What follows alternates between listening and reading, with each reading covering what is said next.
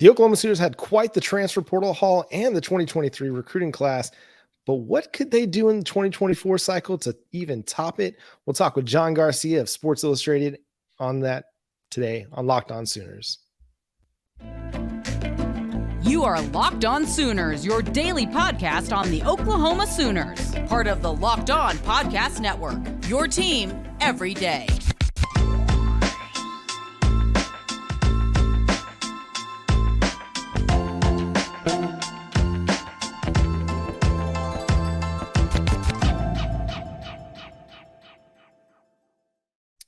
What's up, Sooner Nation? Welcome to Locked On Sooners, and thank you for making Locked On Sooners your first listen every single day. We're free and available on all podcast platforms and on YouTube, so go to there, subscribe to the show, hit that notification bell to let you know when new episodes drop. My name is John Williams. You can follow me on Twitter at John9Williams.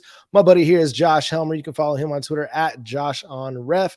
Josh, we're going to talk portal, we're going to talk recruiting, and we're going to bring him in, John Garcia of Sports Illustrated. You can read his content over there. You can also follow him on Twitter at John Garcia _Jr. John, how you doing, my friend? Doing well. It's a great time of year. You know, that first portal window is finally closing, but obviously still dust to be settled. So it's exciting to see talent acquisition basically become a 12-month deal in the recruiting industry. It's kind of never boring anymore, which is nice. Yeah, it makes for a fantastic offseason. And when I used to cover the NFL, covering the Dallas Cowboys, the offseason was kind of my favorite part because of free agency, the draft, salary cap stuff. And now with NIL, you get a little bit of that involved as well. So let's start with the transfer portal because the Oklahoma Sooners have done a really great job addressing a lot of needs. But the person I want to talk to you specifically about is someone you're very familiar with, and that's Dasan McCullough, the Indiana transfer, played edge for them, coming to the Oklahoma Sooners. Now there's some thoughts about using his versatility and his size, athleticism to play a variety of positions. How do you feel about that addition for the Oklahoma Sooners? Yeah, that's the thing, right, John? It's like, where does he play? There's so many ways you in principle can try to use a player like that. What is he listed at? 6'5", 225 at this point. That can fit so many roles in the modern era of college football. Traditionally, you would probably have him near the line of scrimmage, and that would be it. But with that athleticism, that frame, and honestly, the experience he has tracking the football, playing in space, there's so many more benefits to maybe dropping him in coverage, allowing him to help from an underneath standpoint. So it'll be fascinating to see where Brent Venables and company position him. He's sort of a Swiss Army knife that you can move around. Obviously, there is a history with big, lengthy freak athletes under Brent Venables. So I'm very curious to see if it's Isaiah Simmons 2.0 or if it's something more relative to the line of scrimmage. But either way, this is a huge addition because from an outsider's perspective and from zoomed out on OU, it's been about getting that edge, getting that attitude defensively. We know skill position talent, offensive talent, especially with Jeff Lebby, and that scheme will continue to roll in.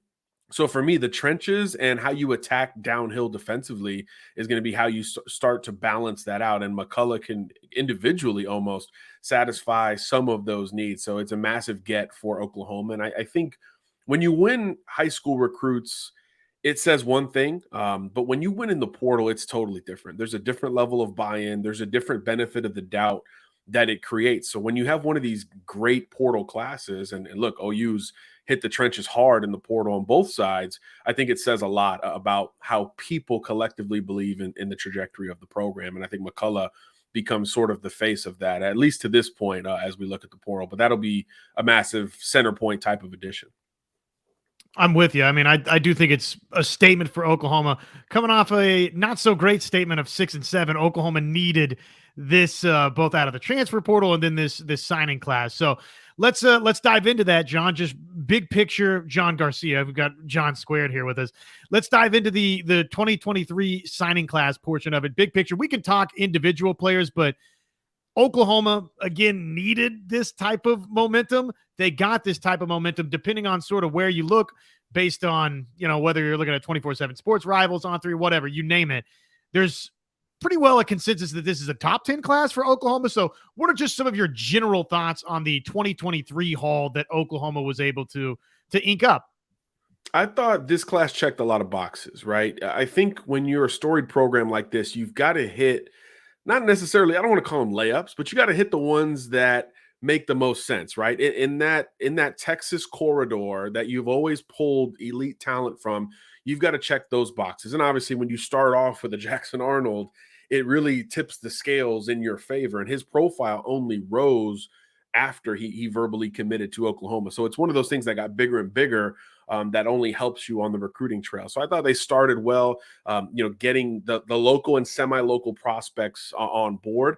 And then, of course, the close. I mean, I think that's where you get so impressed with what Oklahoma was able to do. Sure, it's nice to go into the South and hit some Floridians, hit the traditional SEC footprint, which is obviously going to be a bigger deal as time goes forward for Oklahoma. But finishing the way it did, I mean, going out and obviously, I guess, flipping a flip of Peyton Bowen in particular, was so fascinating to watch. So to come out on the positive side of that, really the only positive side of that, was huge. And I remember talking to him at the Under Armour game, and he was like, man, I was always a Brent Venables fan. So when he took this job, it kind of felt like it was calling to him a little bit. And then, of course, navigating it was not easy, understandably so. But a close like that on another prospect who, kind of like Arnold, the opinions only rose surrounding him on the field. And I think that was as galvanizing a moment as there was. And it's more impressive to grab those type of players at the end of the cycle, as opposed to in the offseason when, you're doing junior days and official visits and things are great. It's harder to do it when you go 6 and 7, as you mentioned, and still, you're able to compete nationally for great prospects. So I like the balance. I like the boldness geographically to go a little bit more outside of that traditional Midlands footprint, which is something I think we'll continue to see there with Oklahoma going forward. And look, there's some gems from my home state of Florida that I'd love to talk about as well. Yeah, so let's stick right there. Keyon Brown, I think, was a really intriguing addition to this signing class. What do you see out of him that is going to make him an impact player in Norman? Well, he's got that combination of great size and polish. And I think usually you get one without the other when you talk about, big projectable wide receivers. But at 6'2", 6'3", he can really run those intermediate routes as if he was 5'11" or 6 foot. And that presents such a challenge for defenses nowadays. A lot of people are playing a lot more zone coverage. It's not as much one-to-one. So the role of the big-bodied receiver you could argue that it's a little bit diminished relative to 5-10 years ago. But when you're polished on top of it, you maximize that catch radius, and obviously you're able to work underneath and break away from some of this underneath zone coverage that you're going to face week in, week out. So Keyon provides both of those things. He's got great polish, very much understands how to break at the top of the route, and he's got an impressive catch radius. I mean, he looks like T. Higgins out there from a height and weight standpoint. Doesn't run like T, at least at this point, but he's got a lot of room to fill out. And again, that polish really pops. And that was a huge get for Oklahoma. Going into Tallahassee, a kid that for 6 months, everybody just assumed was going to Florida State, who had a great year on the field. Nobody would have blamed Keyon for that. Picked OU early. They prioritized him early, and he stuck with it through sort of those ups and downs. And I think that's another big indicator of, again, the future belief that folks have in OU. Well, and it feels like, I know you kind of open talking about the Texas corridor is obviously going to be important for Oklahoma. Historically, it always has been, but it does feel like with Brent Venables and this staff, they're making the Southeast, not just because of the SEC move, but because of Brent Venables' history at Clemson. The Sunshine State and the surrounding area is going to be important for Oklahoma. And you just look up and down the signees in this class. I mean, they got a bunch of talent from the state of Florida. Just a couple of the other names, Makari Vickers and Derrick LeBlanc, two very highly rated blue chip type talents. What is Oklahoma getting in those two? Makari Vickers, versatility. I think he could be your traditional center fielder, classic free safety type, but he's also got kind of the length and competitive edge to come up and maybe play some nickel, maybe counter what McCullough is going to do downhill and work backwards, is what Vickers maybe projects like. And I think he's got some corner upside too. I think worst case scenario, he can play boundary corner in some zone schemes and eventually develop into a legitimate big, long cornerback prospect. So that's another one where it's going to be interesting to see when day one on I guess spring or fall camp begins, what position group he's working with, and if and when that will change relative to the rest of that roster, because his skill set is sort of untapped at this point. And then with Derrick LeBlanc, look, you need trench power. I mean, that's something that is obvious no matter what conference you're in, certainly if you're going to the SEC. And LeBlanc brings you that juice at the point of contact. And he also brings that versatility in that he can rush inside and out. You know, the new age pass rusher, it's one of two things. It's the smaller, quicker edge guy that can bend like nobody's business, or these guys who profile as tweeners that can rush from the interior to put immediate pressure on the quarterback. And LeBlanc he's been known for that in the state of Florida for quite some time. I think he's got some work to do from a physicality standpoint and just reshaping his body a little bit, but all of that will come, obviously, once you get to Norman for good. So one more Florida guy we got to talk about. This is someone that Brent Venables was very high on in his early signing day news conference, and that was Lewis Carter. And I think he's a very intriguing prospect because I think he could start for a lot of Power 5 programs at running back, and yet he's going to be a really nice addition to the linebacker room. Yeah, I'm glad he got his own question on today's show. This is my favorite Floridian that Oklahoma is bringing in. Lewis Carter can do anything. Anything you need on the football field, he can do.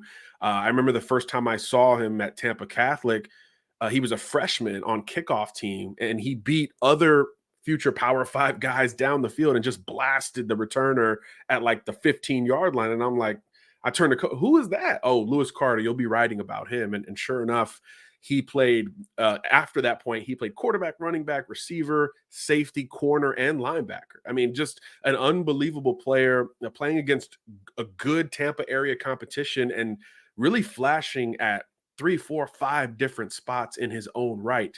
So I'm curious for him, who's never been able to focus on one position, if it's going to be new age, modern 3-down linebacker or weak side backer, how he evolves when he's able to focus and dig his heels in on the technical elements of the linebacker position. Because when it comes to instincts, physicality, twitch, all of those things, those boxes are checked in Sharpie. So he's kind of the perfect modern get at the linebacker spot, in my opinion. Undersized, and that'll be talked about, maybe over talked about, but his space ability, his awareness and instincts are really off the charts. So once that technical polish comes along relative to that projected position, I think sky's the limit for him.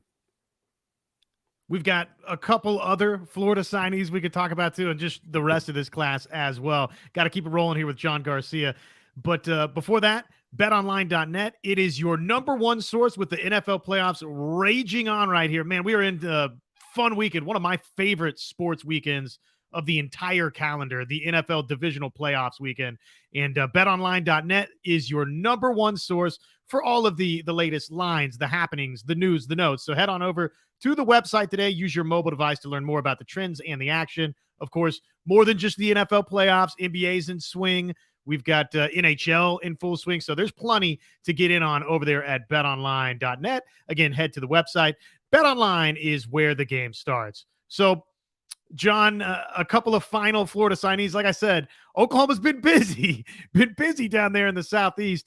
Phil Picciotti, a linebacker. What do you know about Phil that you can share with us? And then this was a late ad for Oklahoma out of Union County. Markus Strong. That was a name that we really didn't hear a ton of throughout the cycle for OU, but they get Picciotti, they get Strong. What should Sooner fans know about each?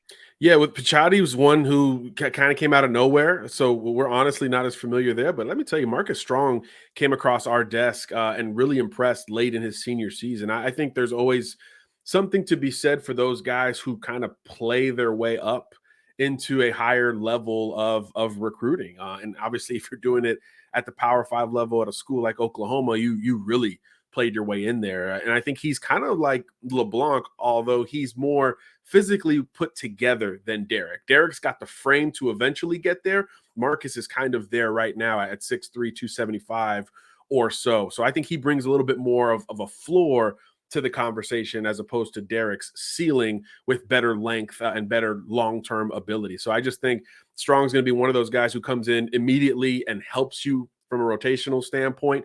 Don't know how much more his frame can support, but again, with what he does so well right now at the point of attack from a leverage standpoint, I think he's a guy who can make a bit of a bigger impact than maybe his star rating or any of that would suggest. So then, kind of one question that's kind of an in between recruiting cycles question. Oklahoma made a change with their wide receiver coach. They moved on from LD Washington, who was the interim wide receivers coach, and added Emmett Jones. Just give us your thoughts on Emmett Jones as a wide receivers coach, as a recruiter. What can Oklahoma fans expect?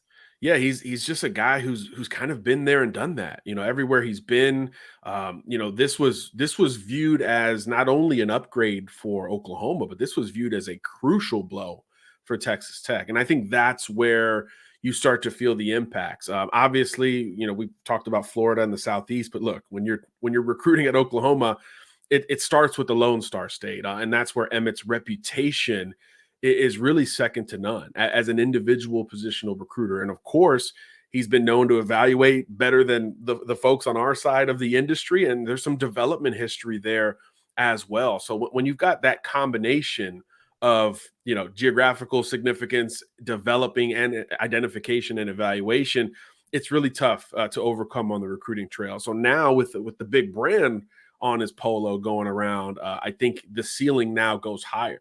For a position that, look, we've always viewed that as a high ceiling position. Look, wide receiver at Oklahoma, you're going to get the ball, you're going to be productive, you're going to have a chance to make an impact, every single year. So I do think that the ceiling for wide receiver recruiting and production at Oklahoma went up with that move, especially, of course, in that classic Oklahoma recruiting corridor in the state of Texas and surrounding. Well, that feels like just a natural segue from the new receivers coach to Oklahoma. Look, Marvin Mims is on his way out. They need one of these signees. I know we talked about Keyon Brown, but what about the other wide receiver signee coming in? They need somebody to step in and catch some footballs straight away. That opportunity is gonna be there. So, what do fans need to know about Jaquays Petaway? What are Sooner fans getting out of the Langham Creek product? Just speed, juice, explosiveness. I think a lot of how Oklahoma utilized Jalil Farouk in the last year or so, I think you could see eventually some of those same play calls in his favor. There's a lot more speed there, though, and raw torque. I think he's one that's got to be reined in from a technical standpoint. But again, when you see freshman contributions across the country, wide receiver is one of those spots where you see a lot of those guys getting run because you can go in there and be very specific. Hey, just go do this, go take this bubble screen. Here's the jet sweep, go occupy this zone, whatever it may be. I think that's where you're going to get a little bit of an impact there. He's one of those just get the ball in his hands kind of players, and is really, compared to Brown in particular, he's kind of a complement, right? Kind of the opposite in every way, shape, and form. So again, it could be in the return game, certainly in the gadget game. I think Petway's a guy who's going to see the field early and get the ball in his hands pretty much soon thereafter. We're going to transition to the 2024 cycle as the world is transitioning to the 2024 cycle now with the transfer portal class closed, signing day approaching on February 1st. But first, let me talk to you all about Built Bar. It's the best tasting protein bar ever. If you haven't tried it, you're missing out. It's a great breakfast. It's a great meal replacement. If you need it for a pre-workout, you're not going to do any better than Built Bar. 170 calories, 17 grams of protein, 130 calories, 4 or 5 grams of sugar, great flavors, peanut butter brownie, mint brownie, two of my favorites. You can get great flavors, great options in the puffs, in the granola bars. Great opportunity to get a great tasting protein bar over at Built Bar. Again, the best tasting protein bar. Use our promo code LOCKEDON15 to get 15% off your next order over at built.com. So, John, Oklahoma made a big move getting into the top 5, top 7 of the 2023 recruiting cycle. And I feel like most people expect, okay, that's where we're going to live now moving forward. And they've got a lot of high profile targets. Let's start with the first one. That's David Stone, the local product out of Del City, went to IMG for a year. He's back, but he's also being heavily recruited by Michigan State. There's going to be a lot of people in the David Stone sweepstakes as well. What's your take on David Stone, kind of where his recruitment sits right now on a national scale? Yeah, you said it. I mean, national scale is the perfect way to look at this thing because he is arguably the top interior D lineman in the country. And if you watched any IMG games this past year, you saw Stone making huge plays, whether it was turnover, sacks, TFLs, and he was all over the field. And at many points, he was the best D lineman at IMG. And if you're the best anything there, that's a very big deal. So he's not only he not only went there with that reputation, I think he improved on that reputation. And it's still to the point where he's adding scholarship offers. I know Ohio State just jumped in about a week ago. That's going to be a big one for him. Huge IMG connections there. I think obviously Oklahoma's always going to be there, number one on the list. I don't think he'll ever come out publicly and say anything other than that. But yeah, there's going to be a huge group of challengers as this thing progresses. I think Miami's going to shoot their shot. We know the traditional SEC powers are going to be in there as well. You mentioned Michigan State, which has recently in the last couple cycles really done damage in that traditional Oklahoma recruiting footprint. They're going to be in there as well. But by all indication, David's going to take his time. And it's about judging everyone relative to Oklahoma for him. He knows that. He kind of laughs when you bring it up. He's like, yeah, look, I know Oklahoma's always going to be a part of these interviews and these conversations, and that's fine. That's where, that's home. He considers that home. And I think that's something invaluable on the recruiting trail. It's lucky, I guess, as well, to have great talent developed and fostered right there, whether it's geographically or with legacy prospects, which I know we'll talk about in a second. But that's a huge deal and hard to overcome. And I think with Oklahoma, there's always going to be a sell there, whether it's help us get back to where we were or help us if 2023 grows great, help us, maintain this jump that we made from 2022. So there's always going to be a sell and a local pull and emotional feel for David Stone at Oklahoma. And look, Todd Bates is on the case. He's one of the best relationship recruiters. I think when we talk about positional recruiters or individual coaches, they're kind of known for different things. With Todd, it's like foundational. It's like he would recruit this well in this day and age, in the 90s or in the 60s. It feels like that's the type of guy he is. So when you're a D-line target at OU, you're going to have a great relationship with him. And obviously Stone has one right now. And look, Oklahoma's going to be tough to beat no matter who that number 2 team might be. And I think the best news for OU is that number 2 team will seemingly fluctuate between now and whenever Stone is ready to put this thing to bed for good. And I think that's a good thing. If it was always the same number 2 team, I think you develop some traction there with that second squad, much like Oklahoma's benefited from at the end of the 23 cycle. But it doesn't appear as that number 2 is steady at this point. It could be Michigan State. It could become Ohio State or Miami with some of those new offers in, or Georgia, Alabama, Texas A&M before all is said and done. But I think the fact that it's moving is a great point for OU. One more on David Stone here, John. This is maybe a little bit off the beaten path. So if it's too far off the beaten path, you just take this shot and swat it into the third row, okay? But Jackson Arnold, other quarterbacks that Oklahoma signed to the 5-star variety, we see the trickle-down effect in a signing class. What type of gravitational pull does a David Stone have? And do you see that, generally speaking, with defensive signees? That's a great point. We do, but you've got to be a heck of a name. And I think the move to IMG has propelled David onto that territory to where when he does make a decision, yeah, folks are going to keep an eye on it. I think of another one-time IMG guy, Walter Nolan, a couple cycles ago. He comes off the board, and all of a sudden, Texas A&M builds literally the number 1 recruiting class with a defensive-laden group. It might not be that simple for David Stone, but a guy like that who's such a name buying into a program that is still trying to work its way back up to where it was, I think would say a lot and help other folks, kind of get over the hump defensively when it comes to OU. And you could argue, Josh, that it's more important on that side of the ball for Oklahoma to grab that galvanizing recruit. And there's no doubt that Stone would be that guy in 2024, not only for his physical prowess and whatever recruiting ranking he'll have next to his name, but the fact that he's a local kid. I think that brings a whole different energy to that. You think of the group chats that these recruits get into, these commitment group chats, whatever. David Stone's kind of a clown. Like, he's kind of the class clown, fun, a very extroverted type of person, having been around him. So that alone, I think, will help you recruit at a higher clip, much like we always associate with the quarterback position. One more defensive line target we want to talk about, and that's Williams Nwaneri, from Lee's Summit up in Kansas City. Oklahoma pulled Caden Green out of there. They're also in on Isaiah Mose up there as well. What do you think is going to happen? Because he's another one of those guys that's just the gravitational pull defensive tackle. Everybody's going to be on his offer sheet. Where does Oklahoma stand maybe with him early in the cycle? Yeah, I think that's the key. It's early.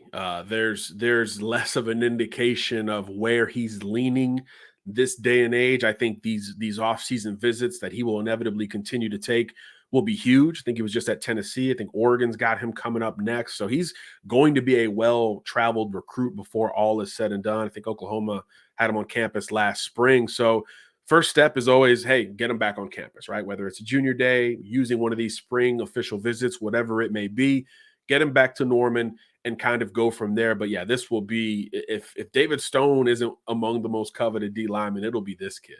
This is going to be a very highly contested recruitment that involves everyone, because now you're talking about a pass rusher. You're talking about an edge prospect who's already physically there from a height, weight standpoint, that's going to profile like an instant impact type of guy. So everybody and their mother is going to get involved in this recruitment. And there's no indication that it's going to be accelerated at least at this point. He's very much feeling schools out and taking trips, but he's taking a lot of them. It's starting to add up to a large degree. So I think the next step would be to see if this list gets cut. But again, it's going to be a big blue blood recruitment. And I think OU's got an opportunity to stick in this race for sure. We've mentioned some of these defensive coaches that are on the case. That stuff isn't just fodder. I mean, that stuff has some staying power and some truth behind it. So if Oklahoma is prioritizing him, you expect the Sooners to make this next cut. And then again, the next step is getting him back on campus to reinforce it. 2024 cycle, Oklahoma looking for commit number one. There's some scuttlebutt out there, John, that maybe that commitment not too far away. Michael Hawkins out of Frisco, Emerson, quarterback from down in Texas. What are you hearing about Michael Hawkins, and if and when he might commit to Oklahoma? And then just a general sort of thought process on what type of prospect that Michael Hawkins is.